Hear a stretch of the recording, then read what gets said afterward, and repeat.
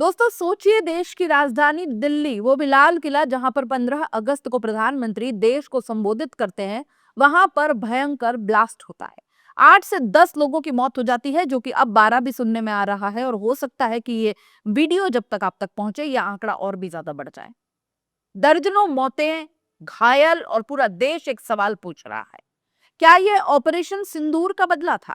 जी हाँ, ये कोई सोशल मीडिया की अफवाह नहीं है। भारत सरकार के ही मंत्री जीतन राम मांझी ने मीडिया में बकायदा बयान दिया है। आतंकवादियों की नजर लंबे वक्त से दिल्ली पर थी और उन्होंने ऑपरेशन सिंदूर का बदला लिया है। अब सवाल ये उठता है कि अगर मंत्री कह रहे हैं कि आतंकी हमला था, तो फिर दिल्ली पुलिस और इंटेलिजेंस सो रही थी क्या? क्या किसी तरह का अलर्ट जारी हुआ था? और अगर हुआ था तो फिर ये ब्लास्ट कैसे हो गया? सरकार ने खुद कहा था कि ऑपरेशन सिंदूर खत्म नहीं हुआ है, तो फिर ये कैसे हुआ कि आतंकवादी राजधानी की दीवारें हिला गए? ये केवल एक ब्लास्ट नहीं था दोस्तों, ये उस सिस्टम की पोल खोल कर रख देता है जो सब कंट्रोल में है, सब चंगासी का ढोल पीटता रहता है। जब देश का दिल दहल रहा था, तब प्रधानमंत्री मोदी बिहार में चुनावी प्रचार कर रहे थे और भूटान यात्रा के लिए विदेश रवाना हो चुके थे। सोशल मीडिया पर लोगों ने सवालों की बाढ़ ला दी है। सर, कॉन्डोलेंस के ट्वीट से जवाबदेही नहीं आती। देश जल रहा है लेकिन आप इलेक्शन में मसरूफ हैं। इतिहास में इतने नकारा गृह मंत्री कभी नहीं देखे।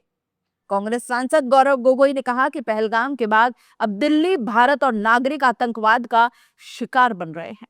जवाबदेही से भागना बंद कीजिए। महुआ मोइत्रा ने तो सीधा वार किया कि भारत को एक सक्षम गृह मंत्री चाहिए, न कि एक नफरत फैलाने वाले मंत्री की। तृणमूल कांग्रेस, कांग्रेस और यहां तक कि एनडीए के सहयोगी दल सब पूछ रहे हैं, गृह मंत्री कहां थे जब दिल्ली धमाकों से हिल रही थी? केंद्रीय मंत्री ये स्वीकार कर रहे हैं कि दिल्ली टारगेट पर थी, तो फिर तैयारी कहां थी? याद कीजिए, फरीदाबाद में कुछ दिन पहले ही बड़ी मात्रा में विस्फोटक बरामद हुए। उस वक्त कहा गया था कि सुरक्षा एजेंसियां अलर्ट पर हैं, तो क्या वो अलर्ट सिर्फ कागजों पर था?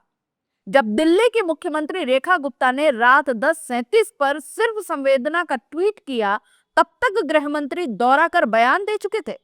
क्या इतना लेट रिएक्शन दिखाता है कि राजधानी की सुरक्षा और जिम्मेदारी किस हाल में है?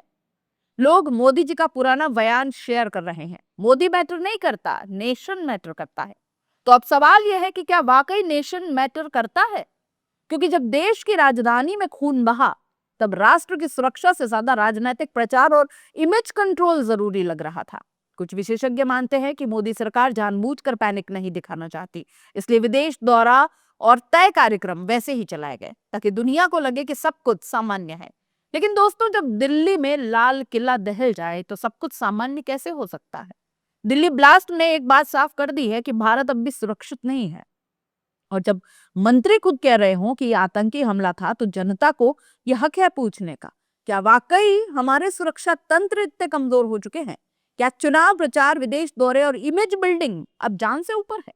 लाल किला हिला, दिल्ली सिसकी और पीएम मोदी प्रचार में व्यस्त हैं। क्या ऑपरेशन सिंदूर का बदला लिया गया? क्या मंत्री का बयान ही सरकार की पोल खोल रहा है? आज इस वीडियो में करेंगे वो सर्जिकल एनालिसिस जो हर चैनल टाल रहा है। दोस्तों, क्या आप मानते हैं कि आतंकी हमला था या इंटेलिजेंस फेल्योर? कमेंट में जरूर बताइएगा। जाते जाते चैनल को लाइक, शेयर और सब्सक्राइब जरूर कीजिएगा। दोस्तों, नमस्कार।